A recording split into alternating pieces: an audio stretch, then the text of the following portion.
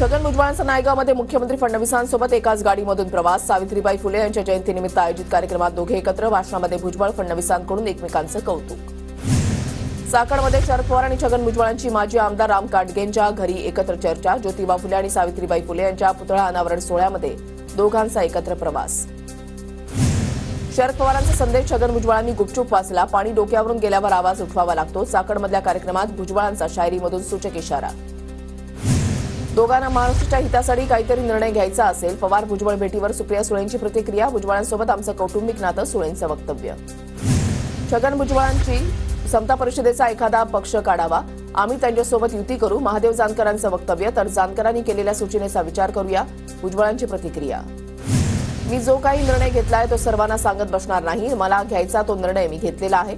योग्य वेळ आल्यावर मी माझा निर्णय सांगेन। नाराजीवर विचारलेल्या प्रश्नावर छगन भुजबळांचं सूचक विधान। जितेंद्र आव्हाडांच्या घरावर गोपनीय पोलिसांची नजर। पत्रकार परिषद सुरू असताना पोलिसांनी घरामध्ये शिरून शूटिंग केल्याचा आरोप। नेत्यावर लक्ष ठेवण्यापेक्षा कराडसारख्या आरोपीवर लक्ष ठेवा, आव्हाड संतापले। बीड हत्या प्रकरणामध्ये फरार आरोपींना मदत करणारे 3 संशयित ताब्यात। धारूरच्या कासारीमधून डॉक्टर संभाजी वायवसे यांच्यासह दोघे ताब्यात। एसआयडी प्रमुख बसवराज तेलींकडून तिघांची चौकशी सुरू। सूत्रांची माहिती, तर अनेक खुलासे होण्याची मोठी शक्यता। संतोष देशमुख हत्येच्या निषेधार्थ आज परभणीमध्ये भव्य मूकमोर्चा। मोर्चामध्ये संतोष देशमुख यांचे कुटुंबियांसह मनोज जरांगे पाटील, सुरेश धस, बजरंग बाप्पा सोनवणे उपस्थित असणार।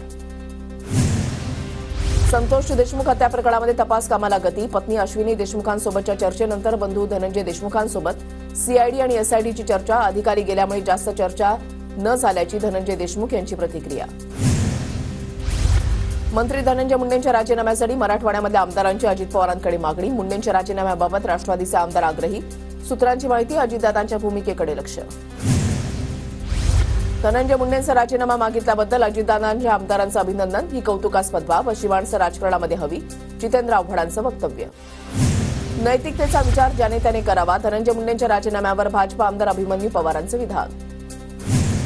धनंजय मुंडेंचा राजीनामा 100% झाला पाहिजे। खासदार प्रणिती शिंदे आक्रमक। काँग्रेसच्या काळामध्ये राजीनामे मागितले जायचे तेव्हा दिले जायचे। राज्यामधलं सरकार अतिशय निगरगट्ट, प्रणिती शिंदेंची टीका। अजित पवारांना अडकवण्याचा वाल्मिक कराडचा प्लॅन असावा। कराड पोलीस स्टेशनला आलेल्या गाडीवरून खासदार बजरंग सोनवणेंचा पुन्हा निशाणा। गाडी मालक आरोपींना मदत करत असल्याचाही आरोप। सुरेश धस आणि बजरंग सोनवणेंचे आरोप चुकीचे। स्कॉर्पिओ गाडीचे मालक शिवलिंग मोराळींची प्रतिक्रिया। तर अधिवेशनामध्ये माझी गाडी नव्हती, दादांच्या ताफ्यामध्ये सुद्धा गाडी नव्हती, मोराळींच्या आरोपांवर प्रतिक्रिया। खंडणीमधील 50 लाख घेतले आणि उरलेले 1.5 कोटी घेण्यासाठी आकानी माणसं पाठव। सुरेश धस यांचा मोठा दावा। तर उरलेले 1.5 कोटी घेण्यासाठी आकानी माणसं पाठवली होती, धस यांचा आरोप। वाल्मिक कराडला केस कोर्टाचा दणका। कोठडीमध्ये 24 तास मदतनीस देण्याची मागणी फेटाळली। आपल्याला स्लीप ॲपनिया नावाचा आजार असल्याचं सांगत खासगी व्यक्तीकडून वैद्यकीय सुविधा पुरवण्याची कराडची मागणी। खासदार बजरंग सोनवणेंनी राष्ट्रीय मानव अधिकार आयोगाची भेट घेतली। संतोष देशमुख हत्येप्रकरणी आयोगामध्ये तक्रार।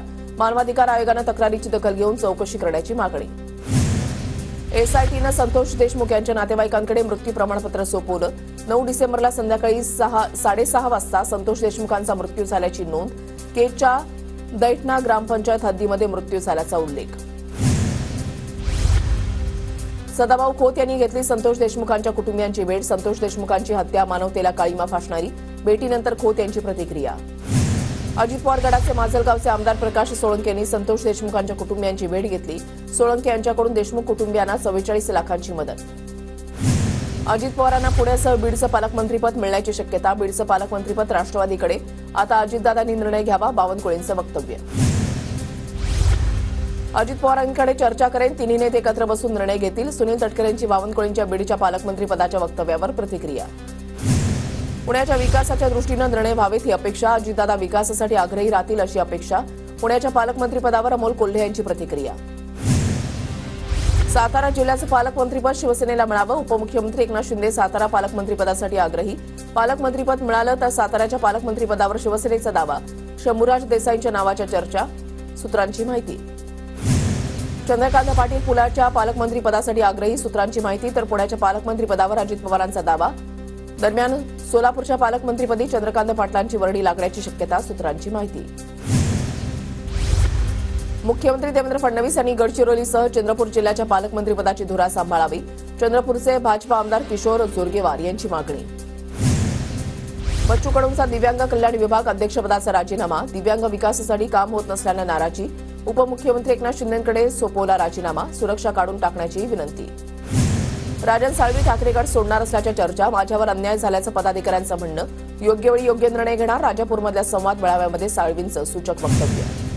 जनतेच्या कामासाठी सत्ताधारी पक्षामध्ये आलो. नंदकुमार घोडेलेंची प्रतिक्रिया. तर पक्षामध्ये सुधारणा झाल्या तर ठीक, पुढे निर्णय घेऊ. जितेंद्र जाडावळेंचा सूचक इशारा. चीनमध्ये पुन्हा कोरोनासारखे संकट. मायकोप्लाझ्मा न्यूमोनी, कोविड-19 आणि HMPV सारखे संसर्ग पसरले. यामुळेच चीनमध्ये इमर्जन्सी जाहीर केल्याचाही दावा. चीनमध्ये पसरलेला व्हायरस ह्युमन मेटान्युमोमुळे श्वसन प्रक्रियेवर हल्ला. हिवाळ्यामध्ये व्हायरस पसरण्याची जास्त भीती. खोकला, ताप, नाक चोंदणं, घसा कोरडा पडणं आणि श्वास घेण्यास त्रास होण्यासारखी लक्षणं. भारताच्या आरोग्य मंत्रालयाचं चीनी व्हायरसवर बारकाईने लक्ष. चीनमध्ये श्वसन विषाणूंच्या प्रकरणामध्ये वाढ. 16 ते 22 डिसेंबरच्या आकडेवारीवरून रुग्ण वाढल्याची माहिती. भारतीय आरोग्य मंत्रालयाच्या अंतर्गत NCDCचं याकडे लक्ष. चीनी व्हायरसचा भारताला धोका नाही. कोणत्याही परिस्थितीला तोंड देण्यास भारत सज्ज. आरोग्य सेवेचे महासंचालक अतुल गोयल यांची माहिती. सत्कारावेळी छत्रपती शिवरायांचा जिरेटोप घालण्यास मुख्यमंत्री फडणवीसांचा नम्रपणे नकार. फडणवीसांनी जिरेटोपाला नमन करत परत केला जिरेटोप. ठाण्यानंतर पुण्यामध्ये हिंदी मराठी वाद पेटला. मनसेच्या कार्यकर्त्यांकडून एअरटेल कंपनीच्या टीम लीडरला चोप. हिंदीमध्ये बोलण्याची सक्ती करणाऱ्या टीम लीडरला चोप. गृहनिर्माण विभागाच्या बैठकीमध्ये एकनाथ शिंदेंकडून मराठीचा आग्रह. बैठकीमध्ये प्रेझेंटेशनमध्ये इंग्रजी स्लाईडला शिंदेंचा आक्षेप. प्रेझेंटेशनची स्लाईड मराठीमध्ये का नाही? अधिकाऱ्यांना एकनाथ शिंदेंचा सवाल. महापालिका निवडणुकीपूर्वी छत्रपती संभाजीनगरमध्ये ठाकरे गटाला धक्का. माजी महापौर नंदकुमार घोडेलेंचा शिंदे गटामध्ये प्रवेश. उपमुख्यमंत्री शिंदेंच्या उपस्थितीमध्ये घोडेलेंचा पत्नीसह पक्षप्रवेश. खासदार श्रीकांत शिंदे यांच्या उपस्थितीमध्ये कल्याण ग्रामीणमधील ठाकरे गट आणि आणेगावच्या उपसरपंचांसह अनेकांचा शिंदे गटामध्ये प्रवेश. आगामी पालिका आणि ग्रामपंचायतीच्या निवडणुकीपूर्वी पक्षप्रवेश. अहिल्यानगर शहरामधील ठाकरे गटाचे एकनिष्ठ माजी नगरसेवकांचा शिंदेंच्या शिवसेनेमध्ये प्रवेश. शिवसैनिकांमध्ये एकमत न राहिल्यानं शिवसैनिक नाराज. कोल्हापूरचे ठाकरे गटाचे माजी आमदार संजय घाटगे पुत्र अमरीश घाटगे भाजपमध्ये जाण्याच्या तयारीत. 2 दिवसांपूर्वी संजय घाटगेंनी चंद्रकांत पाटलांची भेट घेतली. पुण्यामधल्या 3 माजी नगरसेवकांची शिवसेना ठाकरे गटातून हकालपट्टी. देहधोरणाच्या विरोधात भूमिका घेतल्यानं पक्षातून काढलं. बाळा ओसवाल, विशाल धनवडे, पल्लवी जावळींची हकालपट्टी. भाजपचे नवे प्रदेशाध्यक्ष 15 मार्चमध्ये निवडले जाणार. प्रदेशाध्यक्षपदासाठी रवींद्र चव्हाण यांचं नाव चर्चेत. जानेवारीमध्ये सदस्य नोंदणी तर फेब्रुवारी महिन्यामध्ये बूथ प्रमुख, तालुका प्रमुख आणि जिल्हाध्यक्ष निवड होणार. मुंबई भाजपच्या अध्यक्षपदासाठी अतुल भातखळकर, दरेकर, अमित साटम यांचं नाव चर्चेत. आशिष शेलार मंत्री झाल्यानं भाजप मुंबई अध्यक्षपदावर नवा चेहरा देणार. सामनाच्या अग्रलेखावर फडणवीसांची पहिली प्रतिक्रिया. धन्यवाद म्हणत मान्य सामनाचे आभार. ठाकरे गटाला उशिरा सुचलेलं शहाणपण आहे. हीच लोक फडणवीसांवर खालच्या भाषेमध्ये टीका करत होते. सामनातून झालेल्या स्तुतीवर उपमुख्यमंत्री शिंदेंची प्रतिक्रिया. सामनातून कौतुक म्हणजे विकसित महाराष्ट्राकडे घेऊन जाणाऱ्या सरकारसाठी आनंदाची बाब आहे.